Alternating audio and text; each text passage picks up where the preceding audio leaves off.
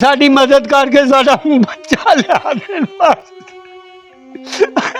असीं कुछ नहीं मंगदे, साडा बच्चा लिया देन बस। असीं बड़े मजबूर हो गए। सानू कोई आना मार गया, कोई जमीन नहीं खा गई, कोई उत्ते समान नहीं खा गया। पुत्र साडा बच्चा लभना चाहिए कितों। अदालत दे विचों असीं आपदी नूंह कोलों लैके आए सी, उन्हें सानूं धक्के नाल दित्ता सी।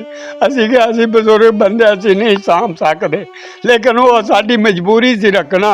हुण असीं पालिया सांभिया, हुण साडा बच्चा इस तरह गायब हो गया।